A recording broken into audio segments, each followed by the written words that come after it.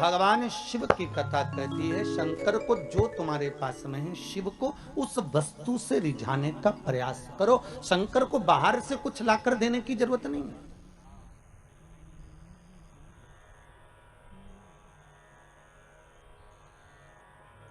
करो मंत्र जाप, करो नाम जाप।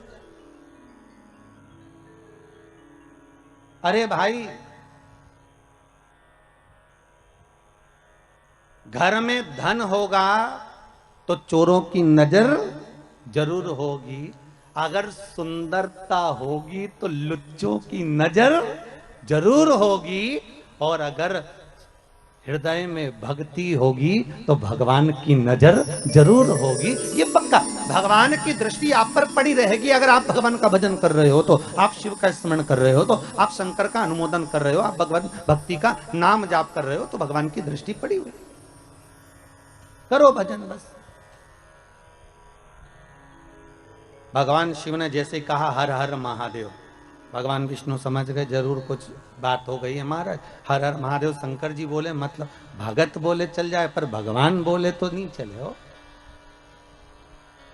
और आज तो भगवान खुद बोल रहे हैं हर हर महादेव।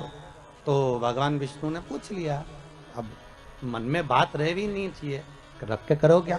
एक गुरु के सामने, माता पिता के सामने, घर के बुजुर्गों के सामने, घर के बड़े के सामने अपने दिल की बात कह देना चाहिए। और अगर किसी से नहीं कहो ना, तो गुरु से तो कह दो। ये अपने जो इष्ट हैं, अपन जिनको मानते हैं, अपन जिसको पूजते हैं, उसके सामने कह दो।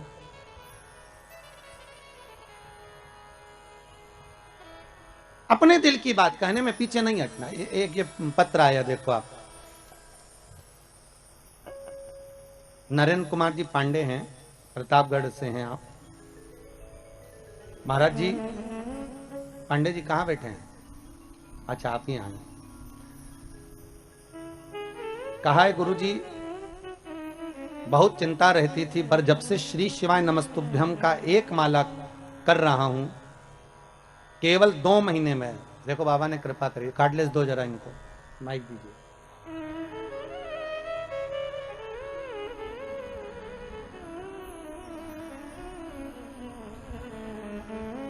केवल 1 महीने में ऐसी बाबा ने कृपा कर दी कि सोचा भी नहीं था। पांडे जी कहाँ से आया? मैं गुरुवर प्रतापगढ़ सदर बाजार से आया हूँ जी। और मैं बहुत भाग्यशाली हूँ। मैंने अपने जन्म में सोचा नहीं था कि आपके दर्शन होंगे। नहीं, बाबा की मैं कृतार्थ हो गया, और मैं बघेल परिवार का ऋणी रहूंगा आजीवन, जिन्होंने ये प्रोग्राम रखा और आप तक आने का मौका दिया। बाबा की ये तो कृपा है। आपको भगवान शंकर का श्री शिवाय नमस्तुभ्यम का जाप क्या फल देगी, आप खुश होकर मेरे को जरूर बताएं। बाबा जी, मैं कुछ नहीं कह सकता, मेरे पास शब्द नहीं है। आपने जो गुरु मंत्र दिया है, मैं मरते दम तक इसको छोड़ूंगा नहीं। श्री शिवाय नमस्तुभ्यम को जी, मैं बिना इसको किए घर से नहीं निकलता बाबा जी। बाबा की कृपा है। ये तो भोलेनाथ बहुत कृपा कर रहे हैं मेरे ऊपर, और ये सब आपका दिया हुआ है बाबा। मैं आपको फिर से साष्टांग करता हूँ। नमः शिवाय। बैठिए बैठिए पांडे जी। बहुत सुंदर सुंदर प्रसंग आपने आपके पत्र में लिखा है कि मेरी बेटी का एग्जाम में भी पास हो गई, उसका बहुत कुछ फल मुझे मिला है। ना आपसे हमारा कभी मिलना हुआ, ना आप हमें जानते, बस केवल टीवी चैनल के माध्यम से आपने कथा सुनी है और उस मंत्र को जपा, जिस मंत्र को इस शिव महापुराण का गुरु मंत्र कहा जाता है। भागवत का मूल मंत्र है ओम नमो भगवते वासुदेवाय, और शिव महापुराण का मूल मंत्र है श्री शिवाय नमस्तुभ्यम। हम बार बार लोगों से कहते हैं, अगर दुख आया है ना, तकलीफ आई है ना, कष्ट आया, माना ये कोरोना जैसा वायरस आ गया, कई लोगों के प्राण छूटे जा रहे हैं, उनसे निवेदन है इस मंत्र को मत छोड़ो, आप जपते रहो साहब, आप जपते रहिए। आप जितना स्मरण करोगे इस मंत्र का, अरे विचार करो, राजा श्वेत के प्राण लेने के लिए यमराजा गया और राजा श्वेत को नहीं मालूम कि मेरी मृत्यु अभी लिखी है। 21,600 श्वास में से कौन सी श्वास आखिरी है, ये किसको मालूम है साहब? किसको मालूम? कौन सा दान, कौन सा पुण्य, कौन सा भजन, कौन सा संकीर्तन, कौन सा मंत्र जाप हमारे कब काम आ जाए ये किसी को नहीं मालूम। एक राजा के मन में आया कि मैं राजा हूं, पर मुझे ये नहीं मालूम कि मरने के बाद होता क्या है, मेरे को जानना है कि मरने के बाद क्या होता है। तो राजा ने अपने मंत्रियों को बुलाया कि तुम मरो और हमें खबर दो।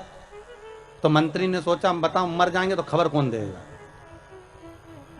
नहीं हमें मालूम करना है कि मरने के बाद क्या होता है, हमें तो उसकी खबर चाहिए।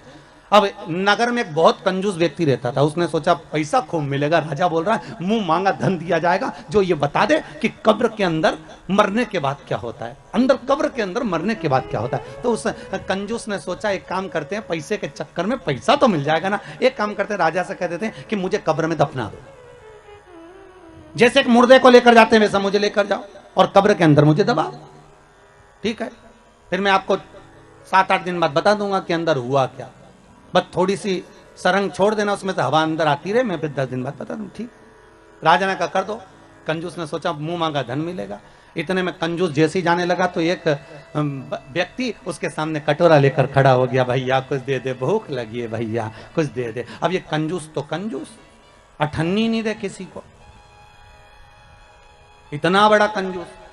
वो पीछा पकड़ लिया, उसने पांव पकड़ लिया, भैया 1 रुपया दे दे रे भैया, कुछ दे दे भैया, चवन्नी दे दे, भूख लग रही है भैया, भोजन दे दे। इसको गुस्सा आई, इसने कचरा पड़ा था, बहुत सारी पेड़ की पत्तियां पड़ी थी, सूखी पत्तियां, इसने उठा के उसके कटोरे में डाल दी, ले खा ले, और गुस्से में डालकर ये चला गया। और इसको लोग बांध बुंदा के ले गए, कब्र में दफना दिया, अंदर एक पाइप डाल दिया और उस पाइप में से बस इसको श्वास लेने के लिए छोड़ दिया। अब सब छोड़ छुड़ा के उसको दबा के चले गए। अब दबा के चले गए, एक दिन तो निकल गया, दूसरे दिन जो पाइप दिया था उसमें सांप घुसने लगा। अब जैसे सांप घुसने लगा बापड़े के प्राण छूटने लगे। भगवान पैसे के चक्कर में अच्छे मरे दादा, अब मर जाएंगे तो राजा को बताने कैसे आएंगे, और बताएंगे नहीं तो रुपया कैसे मिलेगा। अब सांप अंदर घुसे, इसके प्राण छूटे। फिर सांप अंदर जाए, इसने देखा कि सांप अंदर क्यों नहीं आ पा रहा, तो इसने देखा कि कुछ कचरा सांप को रोक रहा। सांप अंदर आ रहा और कचरा बीच में अड़ रहा, सांप फिर आ रहा, कचरा फिर अड़ रहा। 7 दिन तक ये देखता रहा कि वो कचरा सांप को अंदर नहीं आने दिया। 7 दिन बाद इसको निकाला गया, राजा के सामने खड़ा किया गया। राजा ने पूछा बताओ क्या होता है कब्र में मरने के बाद। तो उस कंजूस ने कहा बस यही होता है कि जो हमने दान किया होता है वो हमारे आड़े आकर खड़ा हो जाता है। मैंने कचरा दान दिया था तो सांप को कचरे ने ही रोक दिया है। हमने जो दान दिया, हमने जो पुण्य दिया, हमने जो सत्कर्म करा, आप लोग जो गौ माता के लिए दान देते हो, ब्राह्मण भोज के लिए दान देते हो, आजीवन भोजन भंडारे के लिए दान देते हो, मंदिर निर्माण के लिए दान देते हो, सत्कर्म के लिए और दान देते हो, किसी के लिए आप पुण्य का कार्य करते हो, तो वो पुण्य तुम्हारा दान, तुम्हारा भजन, तुम्हारा कीर्तन, तुम्हारा मंत्र जाप, जो शिव महापुराण की कथा आप सुन रहे हो, जो मंत्र का स्मरण आप कर रहे हो, जैसे भी पांडे जी बोले कि श्री शिवाय नमस्तुभ्यम मंत्र ऐसा मिल गया कि वो मंत्र मेरा जीवन संवार दिया। जिस मंत्र को आप जप रहे हो वो साधारण नहीं हो सकता, जो आप दान कर रहे हो वो साधारण नहीं हो सकता, जो पुण्य कर रहे हो वो साधारण नहीं हो सकता। ना जाने तुम्हारा दान, तुम्हारा पुण्य, तुम्हारा सत्कर्म कब तुम्हारे सामने आकर खड़ा हो जाए और तुम्हारे आड़े आकर सम्मुख में आ जाए और तुम्हारे जीवन को बचा ले, इससे बढ़कर कोई सुख नहीं हो सकता। इसलिए बारंबार जपते रहे श्री शिवाय नमस्तुभ्यम, ये मंत्र का जाप नित्य करते रहो, स्मरण में डूबे रहो। ये भाग है हमारा, ये पुण्यता है। आज शंकर भगवान स्वयं करें हर हर महादेव। भगवान शिव ने जैसे हर हर महादेव बोला तो पूछ लिया कि हर हर महादेव भगवान आप बोल रहे हो। भगवान विष्णु ने पूछा कारण क्या है। भगवान बोले कारण केवल इतना सा है कि दूसरी जगह का जल लाकर चढ़ाया, लक्ष्मी अंदर से लाकर 1 लोटा पानी चढ़ाती तो मुझे सुख मिल जाता। मुझे नहीं चाहिए भाई। शंकर की सारे देवी देवताओं को तो लड्डू भी चढ़ाओ, चुंदड़ी भी चढ़ाओ, आभूषण भी चढ़ाओ, शंकर जी को तो बेलपत्री चढ़ाओ, फूल चढ़ाओ, पानी चढ़ाओ, नी भी हो तो 3 बार ताली बजाया वो भी नी बने तो हर हर महादेव बोल दो, उतने में शंकर राजी हो जाते हैं। इससे बढ़कर कृपालु और काम मिलेगा ये बताओ। अरे वो चोरी करने के लिए चोर गया शंकर जी के मंदिर में और चोरी का सामान नहीं था, उजाला करने के लिए कोई वस्तु नहीं थी तो खुद का कपड़ा जलाया, त्रिशूल में लपेट कर आग लगा के चारों तरफ देख लिया चोरी का सामान। और शंकर भगवान प्रसन्न हो गए, मांग तुझे क्या चाहिए। चोर बोला मैं तो चोरी करने आया था। शंकर भगवान बोले हम तो ये नहीं जानते कि तुम चोर हो कि कौन हो, पर तुमने हमारे मंदिर में शिवरात्रि के दिन उजाला करा, प्रकाश करा, दिया जलाया, आरती करी, मांगो क्या चाहिए। उसने कहा मैं मांगना नहीं जानता। शंकर भगवान ने कहा ठीक है तो मैं तुझे कुबेर का सिंहासन दे देता हूं, जा कुबेर की कुर्सी पे तू बैठ जा। और चोर चले गया कुबेर की कुर्सी पर और कुबेर से जाकर कहा तुम नीचे उतरो। कुबेर ने बोला तू कौन? कि मैं चोर। तो तू चोर यहां कहां से आ गया? तो कि शंकर जी ने भेजा। कुबेर बोला मैं हड़ताल करूंगा। चोर बोला जो करना करो। शंकर जी ने बोला कुर्सी के नीचे उतरो, हम बैठेंगे। और चोर को कुबेर की कुर्सी पर बिठा दिया। कुबेर भगवान विष्णु के पास गए, नारायण नारायण। भगवान विष्णु ने पूछा क्या हो गया? शंकर भगवान के मंदिर में किसी ने रात को अपना कपड़ा जलाकर आरती उतार दी, शंकर जी ने उसको कुबेर बना दिया और मुझे नीचे उतार दिया। बताओ आप हमारी कुर्सी वापस दिलाओ। भगवान विष्णु बोले उनके मामले में हम कुछ नहीं बोल सकते,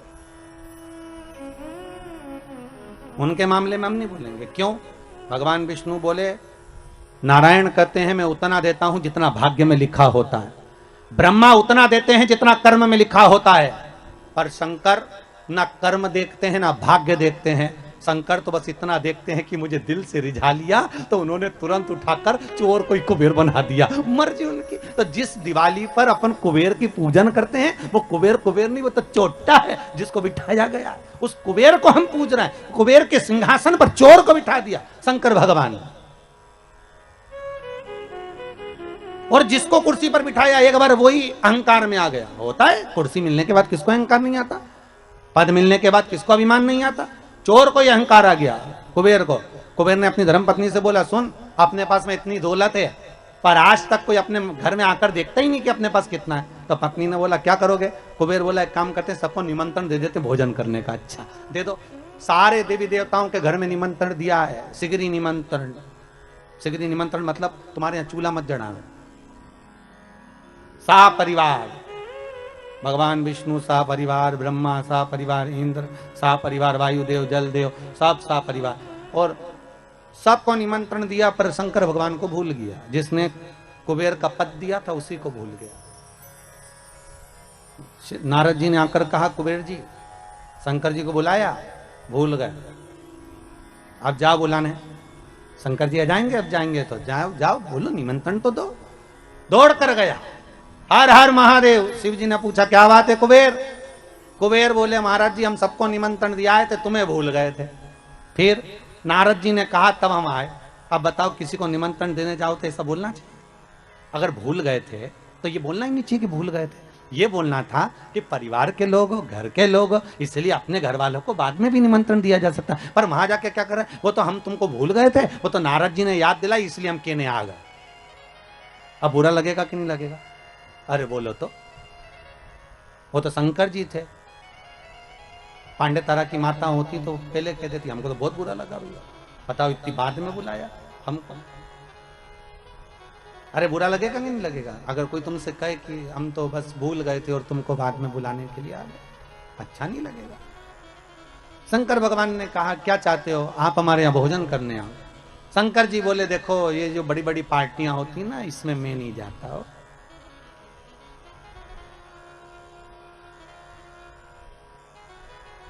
आप में से कितने लोग हैं जिनके घर में शादी होती होगी तो शमशान में पत्रिका देने जाते होगे? अरे बोलो तो, कोई जाता है शमशान में पत्रिका देने के लिए? नहीं। शंकर जी बोले भैया इतनी बड़ी बड़ी पार्टियां मैं अटेंड नहीं करता, मैं इतने बड़े बड़े फंक्शन में नहीं जाता, तो तुम्हारे यहाँ हमारे यहाँ किसको भेजोगे? शंकर भगवान बोले एक काम करेंगे गणेश जी को भेज देंगे। इतने में कुबेर बोला इतना सा गणेश क्या खाएगा? शंकर जी ने मन में सोचा खाएगा तो तुझे ही मालूम पड़ जाएगा, अभी तूने देखा क्या। इतना सा गणेश हमारे यहाँ क्या खाएगा? फिर भी अब आप बोल रहे हो तो भेज देना, ठीक है हो कोई बात नहीं। इतने में कार्तिकेय ने जाकर माता पार्वती जी से कह दिया माँ पिताजी ने बताओ भोजन करने के लिए गणेश जी को भेज रहे हैं, घर का बड़ा बेटा मैं हूं तो मुझे भेजना चाहिए ना। पार्वती जी ने शिव जी से पूछा आपने कार्तिक को क्यों नहीं भेजा?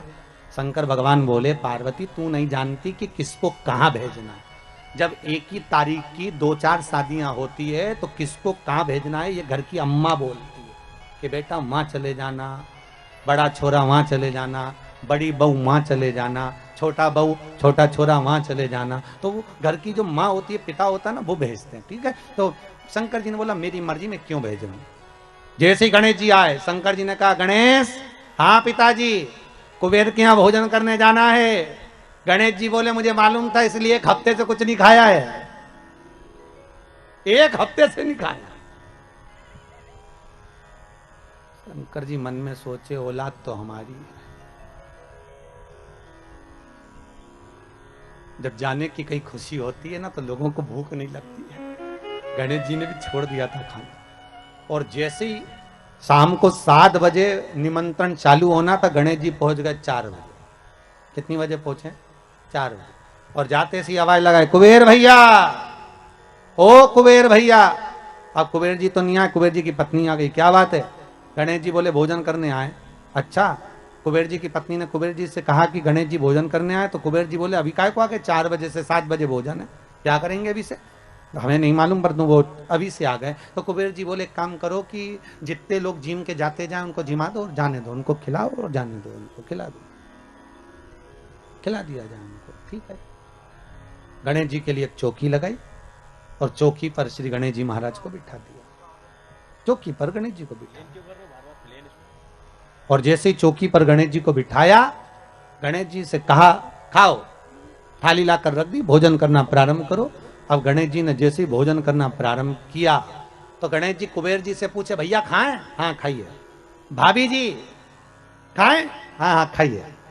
और गणेश जी ने जो खाना चालू करा, 33 कोटि देवताओं का भोजन 15 मिनट में निपटा गया। 15 सब खा गया सारा। कुबेर जी की पत्नी दौड़ते हुए कुबेर जी के पास पहुंची। प्रभु प्रभु, कुबेर जी ने पूछा क्या हुआ? गणेश जी को क्या हुआ? नहीं नहीं, वो उसको कुछ नहीं होने वाला, वो तो खाने में लगा है। भोजन सब समाप्त हो गया, सूखा सामान रखिया। कुबेर के भंडार में जितना भंडार भरा था सारा की सारा ले जा के रख दिया, सब खा गया। 20 मिनट में तो सब समाप्त। और आवाज लगा के बोल रहे भाभी लियाओ। भाभी मन में सोचे चूल्हा में जा, काला, अब लाए तो क्या लाए, कितना खिलाए। चूल्हे पे बना बना कर थक गए, पर खाना बंद नहीं कर रहा। बड़ी आफत हो गई। भाभी लियाओ। भाभी दौड़ कर गई कुबेर जी के पास। कुबेर जी ने पूछा क्यों क्यों घबरा क्यों रही है, हुआ क्या ये तो बता।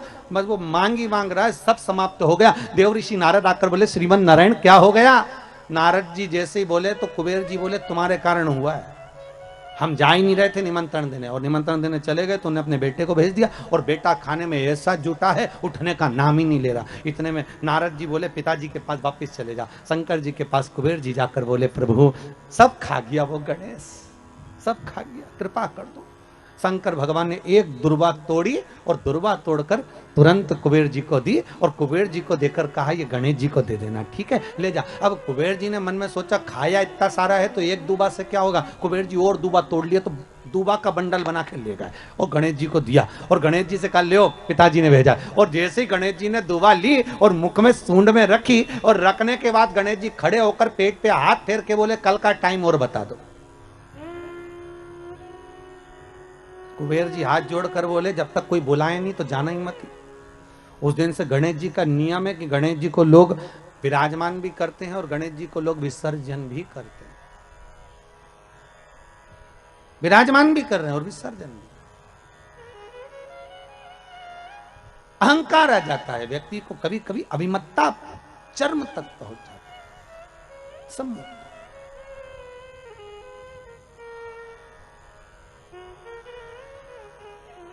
शिव कह रहे हैं मैंने लक्ष्मी से ये नहीं कहा कि तुम मुझे ये दो।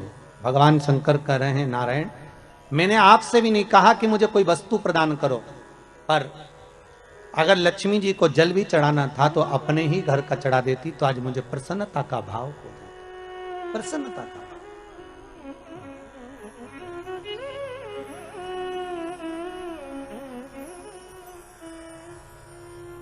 ब्रह्मदेव के कहने पर भगवान शंकर भगवान विष्णु के यहाँ गए।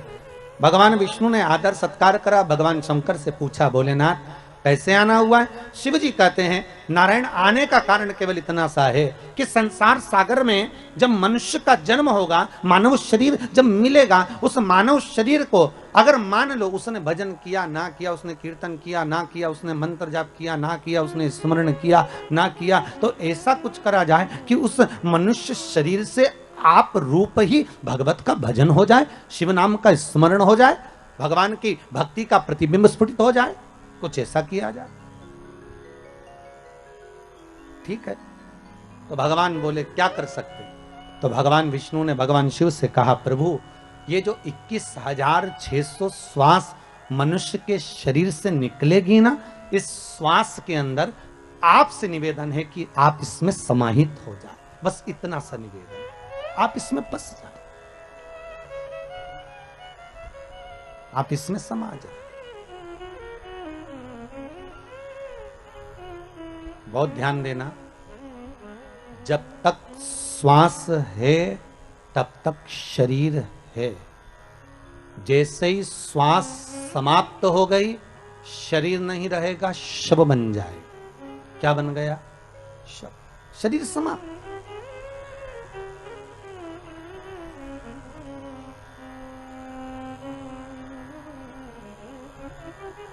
फिर वो शरीर नहीं रहा है, वो केवल एक शव बन गया, उसका मूल तत्व समाप्त हो गया। श्वास में शिव है।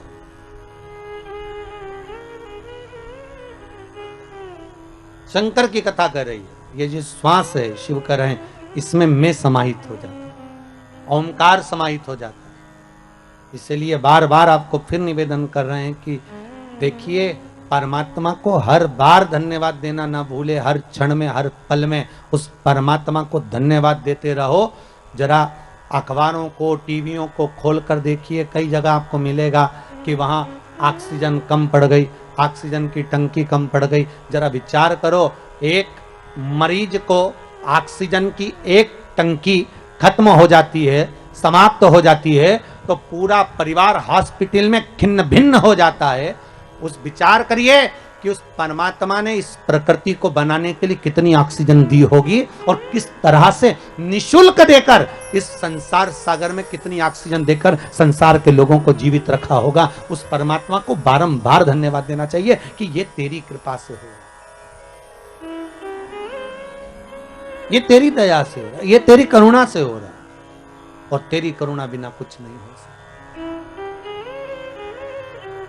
ये तेरे द्वारा प्राप्त हो रहा है। महाराज,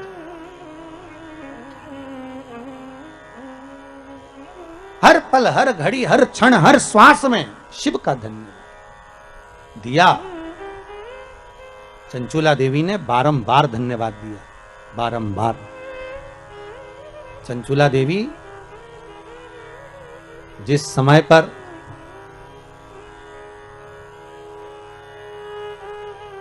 पार्वती जी की सखी बन गई थी चंचुला देवी,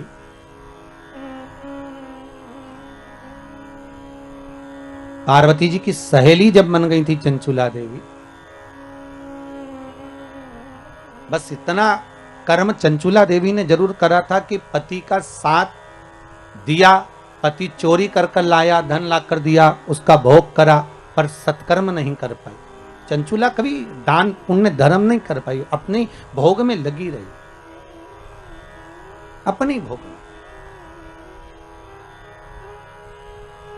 और जब अपने ही भोग में लगी रही, कोई सत्कर्म नहीं, कोई पुण्य नहीं, चंचुला ने कुछ करा ही नहीं। पर जब प्राण छूट गए, शिव महापुराण की कथा के रस तत्व में डूबने के बाद चंचुला के जब प्राण छूट गए, तब चंचुला देवी पहुंची भगवान शंकर के कैलाश धाम पर, और पार्वती जी की जब सखी बन गई, तब पार्वती जी से बारंबार बस एक बात कहती रही कि कुछ ऐसा कर दीजिए कि मेरा पति जो प्रेत योनि में पड़ा हुआ है, वो प्रेत योनि से मुक्त हो जाए, वो प्रेत योनि से छूट जाए। इतनी कृपा बस कर दो कि वो प्रेत योनि से मुक्त हो, प्रेत योनि से छूट जाए। ऐसी करुणा, ऐसी कृपा, ऐसी दया आप कर दीजिए। ठीक है,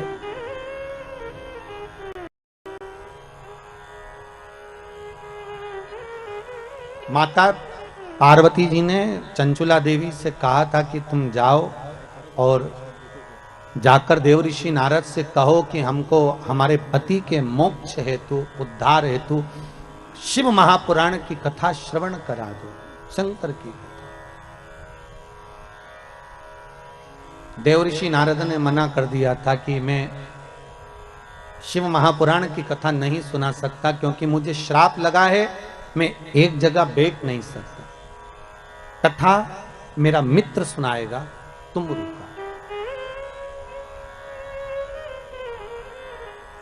आप लोग यदि कभी साउथ में गए हो, दक्षिण में, तो दरवाजे पर, शंकर जी के मंदिर के दरवाजे पर 2 मूर्ति आपको नजर आएगी, एक देवऋषि नारद की, एक तुमरुका जी की। जैसे देवऋषि नारद के हाथ में करताल है, बीणा है, उसी तरह तुमरुका जी के भी हाथ में करताल है, बीणा है।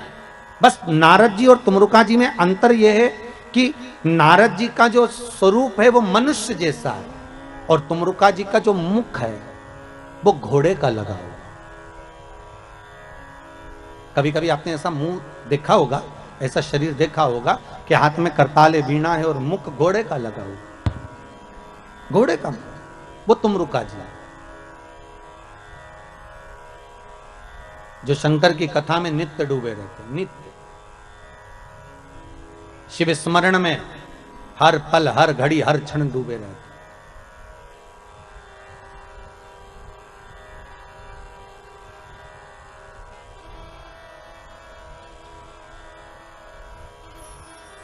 तुमरुका जी से निवेदन करा पार्वती माता चंचुला देवी ने कि आप शिव महापुराण की कथा सुना दो। ठीक है, हम सुना देते हैं, पर बात केवल इतनी सी है कि आप हो वेदव्य, और शिव महापुराण की कथा का जजमान जो होना चाहिए वो अखंड सौभाग्यवती नारी अपने पति के साथ बैठकर शिव महापुराण की पूजन करे, बस इतना ही तो चाहिए। तो चंचुला देवी के मुख से निकल गया, तुमरुका जी ये बताओ, क्या कोई वेदव्य नारी शिव महापुराण की कथा नहीं करवा सकती क्या? क्यों नहीं करवा सकती? करवा सकती, बस करना एक पड़ेगा। क्या कि जिस समय शंकर की पूजन हो, शिव महापुराण विराजमान हो, शंकर का अनुमोदन हो, उस समय पर जोड़े की जरूरत पड़ेगी। तो वेदव्य नारी भगवान शंकर से यह प्रार्थना करे कि मैं शिव की कथा को जब सुन लूं तो भोलेनाथ ऐसी कृपा करना कि मेरे प्राण अगर जाएं तो पति के लोक में जाएं, और आने वाले समय में मैं कभी वेदव्य ना हूं, अखंड सौभाग्य लेकर जाऊं, ऐसी कृपा करना, अखंड सौभाग्य लेकर। आज हिंदू धर्म में चैत्र के महीने की ये सिंधारा दूज है। आज नवरात्रि की, चैत्री नवरात्रि में जो दूज होती है, इसको सिंधारा दूज कहते हैं। कौन सी दूज कहते हैं? जम के बोलिए। सिंधारा दूज। सिंधारा दूज का मतलब यह होता है कि कल है तीज, जिसको हमारे यहां गणगौर तीज कहते हैं। शंकर और पार्वती 16 दिन तक तैयार हुए थे, और तैयार होने के बाद शिव और पार्वती शिव महापुराण के यजमान बनकर जा रहे थे। तो कल का दिन है वो। कौन सा दिन है कल का? गणगौर तीज का दिन, कल का दिन। चैत्र के महीने में जो शुक्ल पक्ष की तीज आती है, वो चैत्री नवरात्रि में जो तीज की तिथि होती है, उस दिन शंकर और पार्वती शिव महापुराण के यजमान बनकर कथा सुनने के लिए गए थे। 16 दिन तक पार्वती और शंकर का श्रृंगार होता है। उसमें से आज का दिन सिंधारा दूज का होता है। क्यों सिंधारा दूज कहते हैं? सिंधारा दूज का मतलब क्या है? क्यों हिंदू धर्म में सिंधारा दूज मनाई जाती है? किस लिए? आज पूरे भारत की भूमि पर कई माताएं हाथ में मेहंदियां लगाती हैं, चूड़ियां पहनती हैं, सुंदर चुनड़ी पहनती हैं, मां ब्रह्मचारिणी का पूजन करती हैं, माता का आराधना करती हैं। सिंधारा दूज, उसका कारण केवल इतना सा है, सिंधारा दूज का मतलब यह होता है कि चंचुला देवी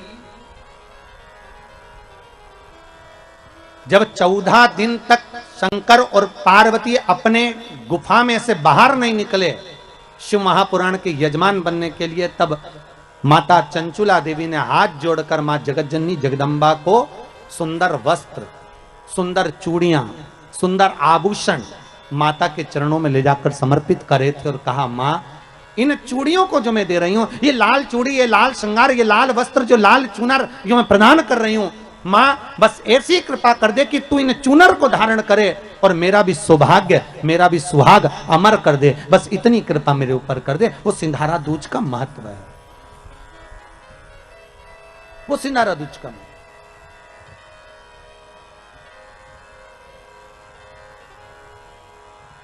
आज भारत की भूमि की सभी माताओं को सिंधारा दूज का बहुत बहुत बधाई। माता पार्वती, गणगौर महारानी, ब्रह्मचारिणी महारानी, मां जगतजननी आपके सुहाग को अखंड सौभाग्यवती बनाए, यही भगवान से प्रार्थना। जैसे चंचुला देवी ने माता पार्वती से निवेदन करा था, आप भी एक भाव से निवेदन करें। हे मां, हे दया करने वाली, आप कृपा करें।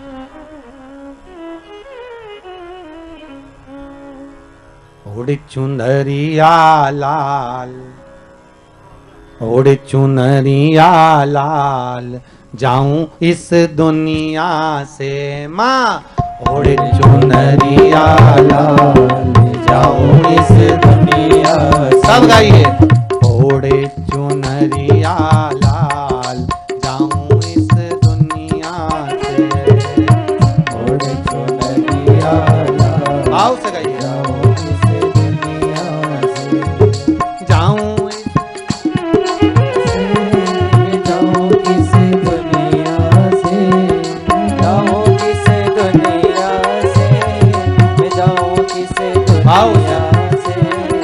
जाऊं इस दुनिया से, जाऊं इस दुनिया से, जाऊं किस दुनिया से, जाऊं किस दुनिया से। अरे ओढ़ चुनरिया लाल, जाऊं इस दुनिया से। मां ओढ़ चुनरिया लाल, जाऊं किस दुनिया से। सभी लोग माता रानी से निवेदन करेंगे। जय हो।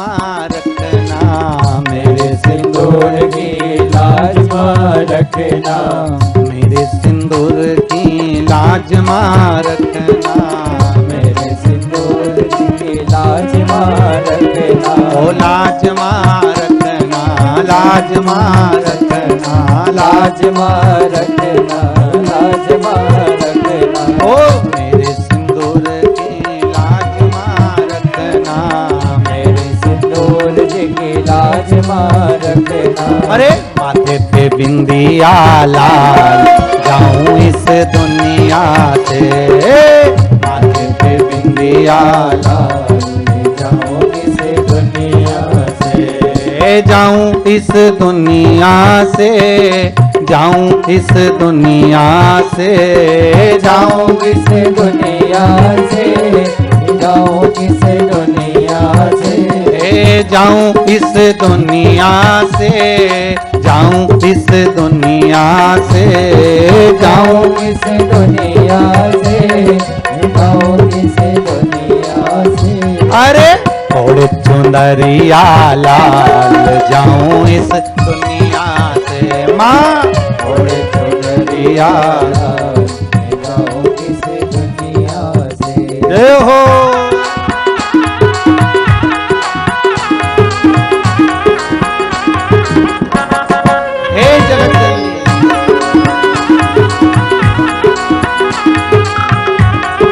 दुर्गा महाराज, हे तीज माता, सिंधारा दूज के लिए अखंड सौभाग्यवती नारियां मां को रिझा रही। जय हो।